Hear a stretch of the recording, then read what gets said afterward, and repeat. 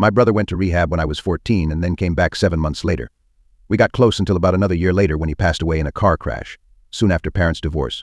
3 months later, Grandpa died and then 19-year-old sister got knocked up. Fast forward a couple years and I'm going to college.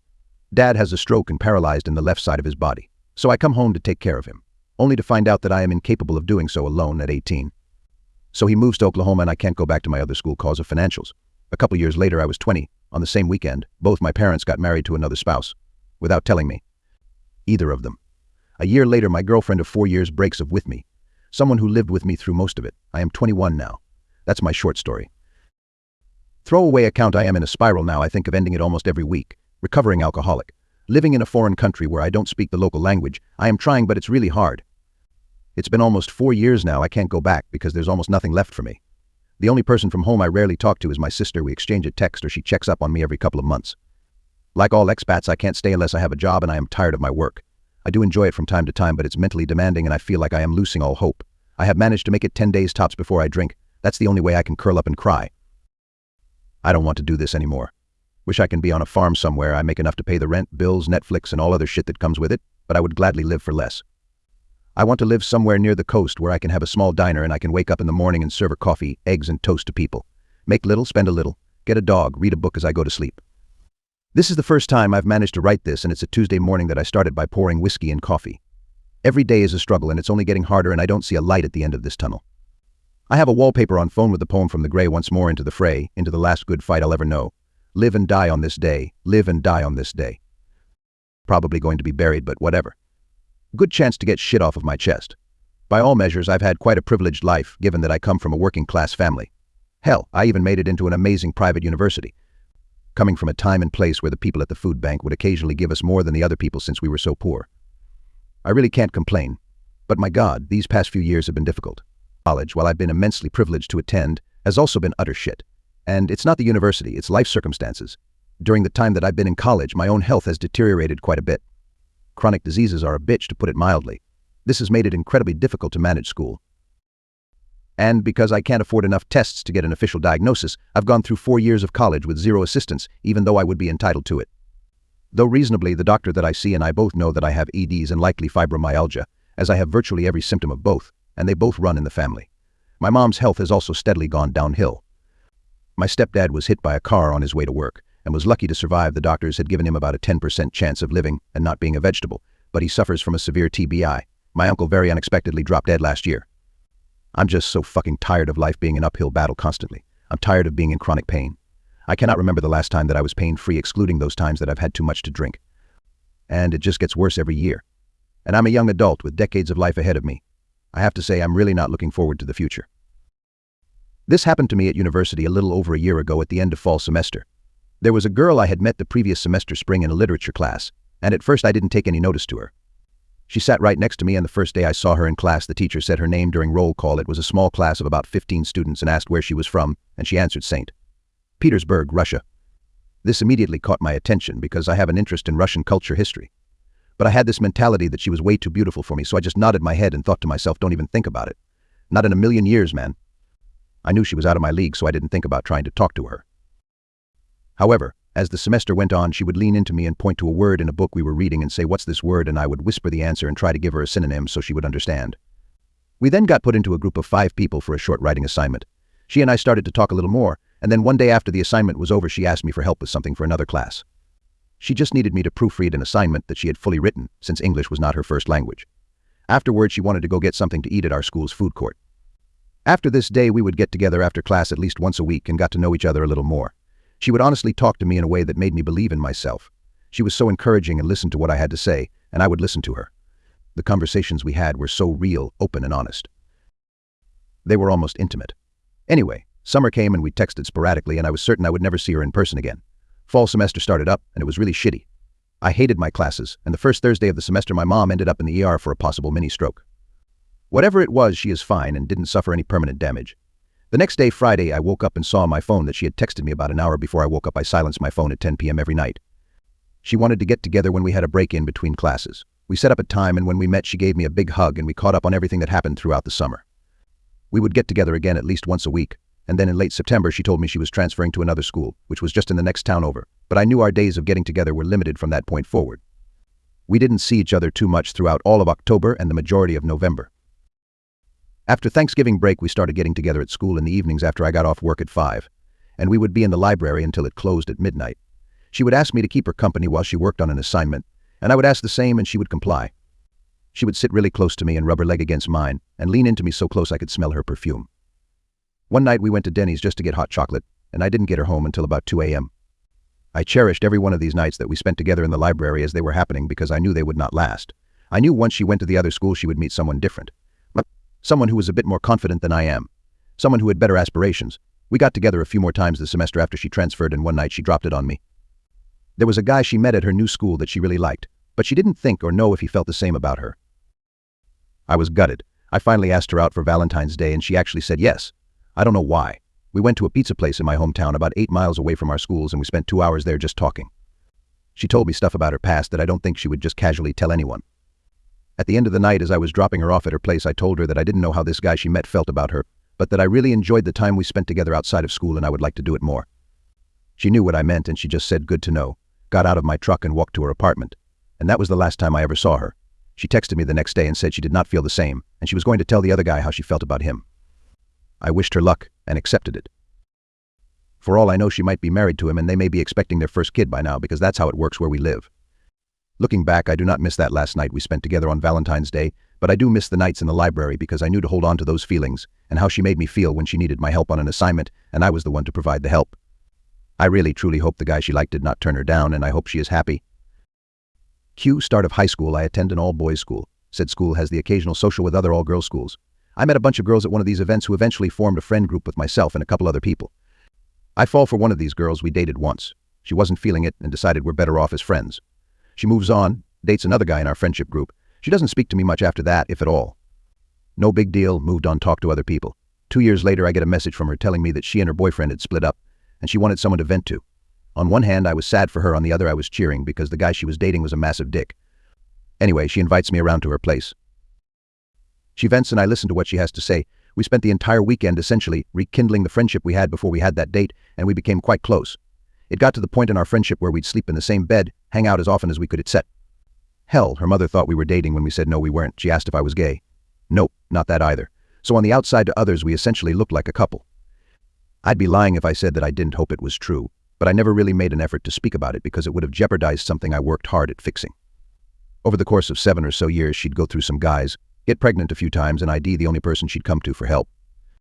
Me, being the dumbass I am, I was always there to help. Anyway, 1 year after I'd come back from a holiday, she was ecstatic for me to be coming home. Saw her the day after I got back. All was well. However, a few days later I get a message saying they didn't want to be friends anymore.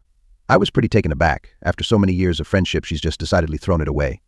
Felt pretty sorry for myself for a while. Someone messages me screen caps of stuff she'd been saying about me behind my back for years. Turns out she was a major bitch talking shit about me this entire time. So the really girl used me for years, and when she was done, threw me to the curb like the last few years meant nothing. It's not all bad though. It got better for me. I met someone at university by chance who I'm now in a stable, loving relationship with. Been with them for many years and I plan on popping the question ASAP. We're very happy together.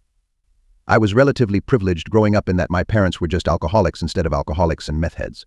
My father went away to make more money for us, so he wasn't around as much as I wanted him to be, and now I slightly resent him and my mother for it. I was in an emotionally and mentally abusive relationship when I was in my late teens that was bad for both parties. I don't know if I grew a fear of abandonment from her or from my parents. I was pretty mediocre as a student, but ended up going to CC and then transferring and earning a full scholarship and becoming an honors student at my university. I secretly hate academic life though. It can be terribly isolating at times, even with all the people you meet.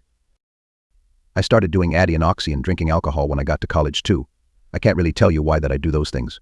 I guess to validate myself? I don't know. I'll never know why I'm like this. Now I'm 21, still in school. I self-harm and write shitty poetry in my free time. I'm not exactly suicidal, but not living wouldn't be worse than constantly obsessing over every single little person that comes into my life. I'm not going to go to counseling services out of fear of being sent away. I'm also never going to tell my parents, so I'm just going to keep doing whatever for now. Whatever really isn't so bad though. After my father left, my mother and sister were very depressed. My mother spoke every night about how much she wanted her life to be over. My sister took up cutting her own wrists and almost OD'd on purpose with her meds. I had to pretend to enjoy life and enjoy hearing about all of their issues with no one for me to talk to.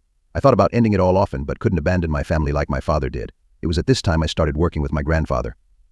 He was one of the most amazing people I've ever met. I spent countless hours learning so many amazing things that only an old person who grew up fixing their own equipment could know. He was finally someone I could trust to help me become a better man in every sense of the word. He was what I wished my father should have been. As he grew older, his mind began to slip. He would go days without getting any real sleep, always worrying about small issues that most of us wouldn't even think twice about. After a series of extremely stressful events, he couldn't take it anymore. He waited till we were alone on his property, walked up to where he asked me to wait, and blew his brains out with a .38 special. I didn't see him do it directly, but I knew what he had done. I've never been so scared in my entire life, trying to hope it wasn't him but knowing that around any tree was the corpse of the man I loved so much. I finally found him laying just behind his favorite fountain. I had to call my own grandmother to tell her that she was a widow. I can never tell this story to anyone. My grandfather was the greatest man I ever knew. What killed him was an illness of the mind, not his own will. I can never tell this story because I won't let anyone think poorly of my grandfather. Mom has had lupus since I was 4 and things really went downhill with her health around 2011-12. Her kidney function declined as a result of the lupus and she eventually needed a transplant. I was the donor and we had our surgeries in the fall of 2016 when I was 21. My donated kidney only functioned for 2 to 3 days and had to be removed. Mom ended up in ICU and almost passed away. I feel like I'm left with one kidney and nothing to show for it. My poor mother now does dialysis at home for 12 hours a night while still working full-time. Last fall I transferred from a CC back home to a university 3 states away to complete my bachelor's degree. Her health and misfortune constantly impacts my mood and performance in the classroom. All I want to do is graduate so I can move back home and help her take care of herself. I feel guilty for leaving to pursue my education when I could have studied somewhere back home. I was drunk raped by a girl I know one night while at college. She ended up getting pregnant and I had to beg her to have an abortion. We were sort of friends, but she has always had a thing for me, something I couldn't reciprocate. Regular party after midterms, drank too much, couldn't remember much, but last thing I remember was stumbling out of a house party trying to get an Uber. Somehow I ended up at her place, woke up butt naked and hungover. I don't remember having sex. She said I was mostly passed out but was hard enough for her to enjoy herself. Pretty much had the shock of my life hearing that. She ended up pregnant and wanted to keep the baby at first.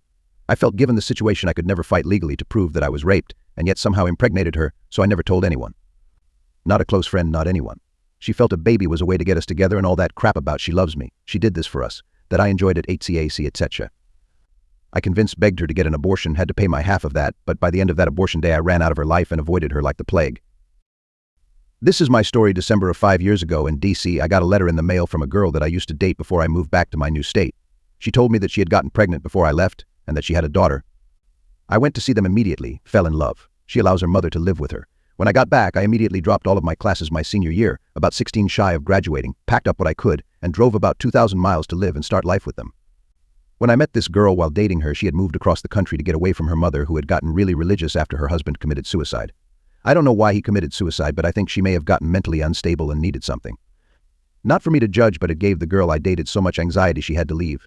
She wasn't religious and didn't want that life. Anyways, fast forward to me moving in.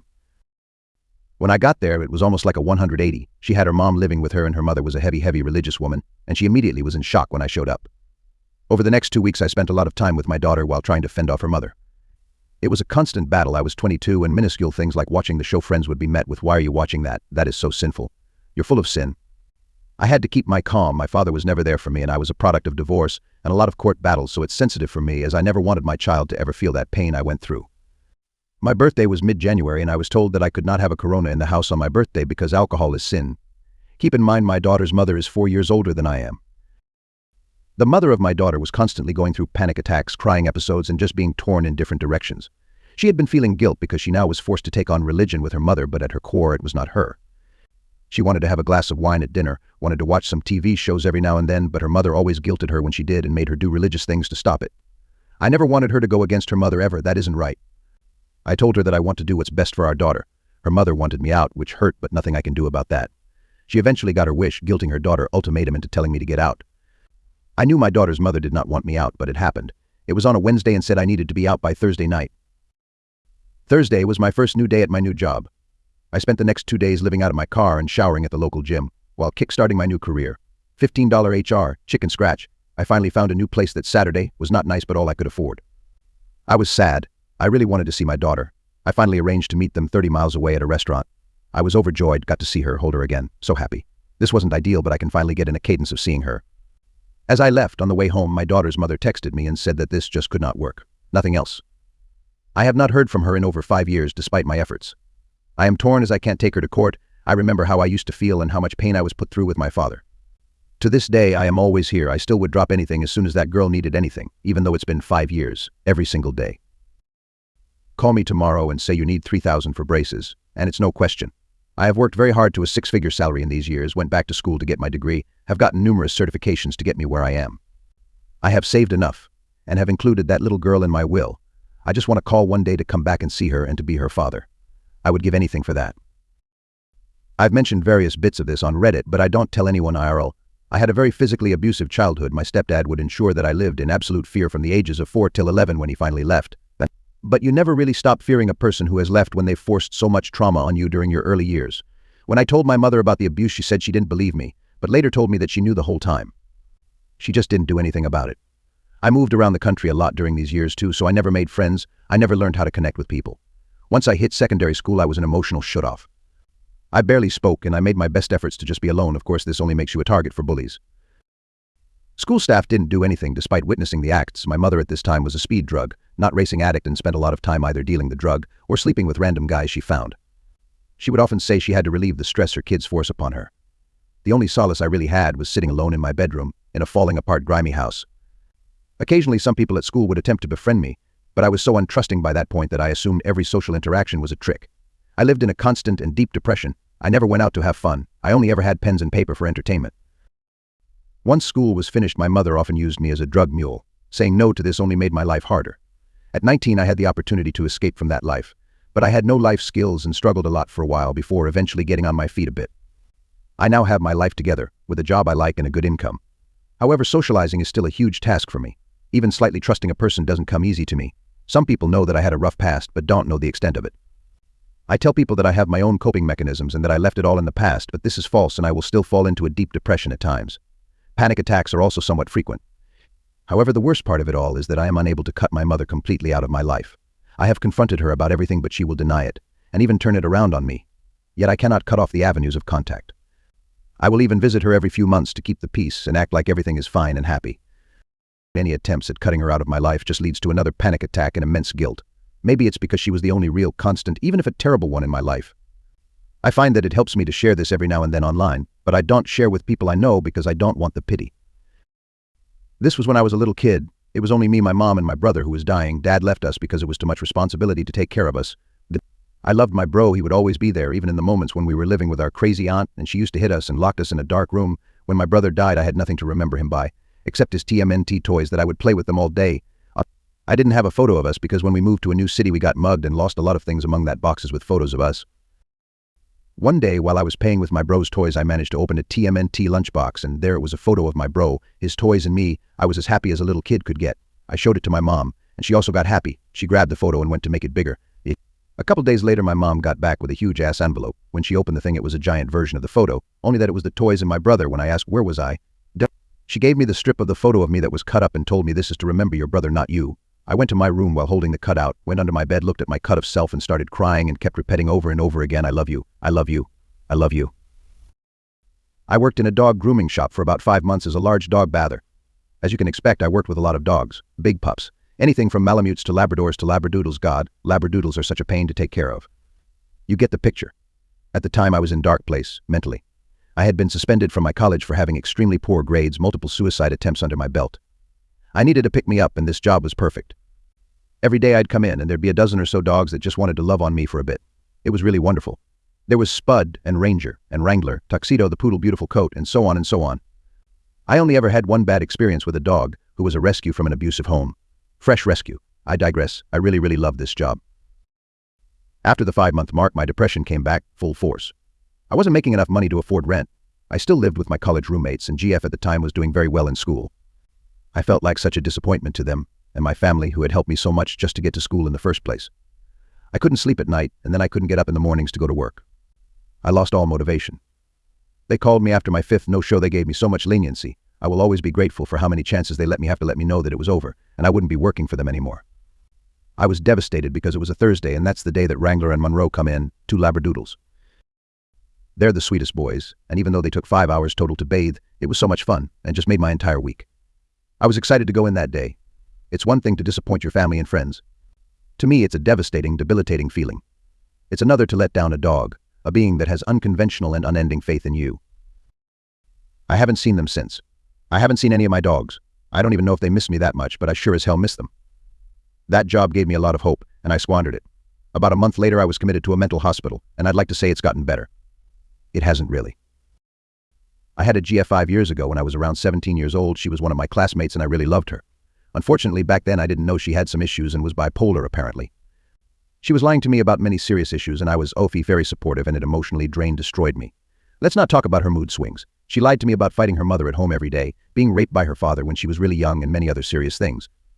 Sometimes she didn't answer texts for a couple of days and I was assuming she was dealing with bad stuff, and it hurt me even more. I was really young and still am, and I really thought the person I loved was in danger. I couldn't let her go and just break up because I felt sorry for her. One day I even found her cutting herself. There are so many things I don't even remember anymore of all the things that happened during our relationship. I also come from a good family without any problems like these, and all this stuff she was dealing with was like a new world to me, and it fucked me up. And then the day came where I got to know that 90% of the things she said were just lies.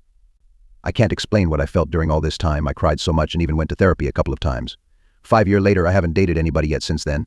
I've become a very sensible person and I hope to never see that horrible and mean person again. My life seems pretty well put together. I've done well academically and am about to get my PhD. I'm in a healthy and successful marriage. I lost 80 pounds and have kept it mostly off and have a good career. However, my family life and past is a train wreck, so I just don't talk about it. Ever. My dad, who I was very close to growing up, was diagnosed with brain cancer when I was 11 and died a year later. I was bullied constantly from ages 11 to 15 and had no friends. My grandfather was the only grandparent I ever had and was a verbally abusive alcoholic. He only ever spoke to me to criticize me about my weight. One time when I was 10, my sister came home to tell everyone she was pregnant. The first thing my grandfather said was, just make sure you don't get as fat as Al Numero. My mom suffers from panic disorder and depression and was never able to provide for me. She spent all of the money and assets my dad left her. She also spent all of the money my grandfather left her and me since he died when I was still a minor. It was around $60,000. She's never taken care of herself and has now suffered 2 strokes. I often have to send her money to make ends meet. She refused to go to a home and found a bipolar friend to take care of her. Her friend has episodes about once every 3 months and starts calling me and texting me with word salad that she's done taking care of my mom and will leave her in the middle of the night, leaving her for a few days, so I'll have to go take care of her. I have 3 siblings, but they are all much older than me, 10 to 20 years, and really have no relationship with me. They weren't around when my dad was sick and never came around regularly growing up, not even for holidays. They refuse to help with my mom and always tell me to do everything BC. I love the closest, about 4 hours away. So, yeah, I don't talk about this stuff.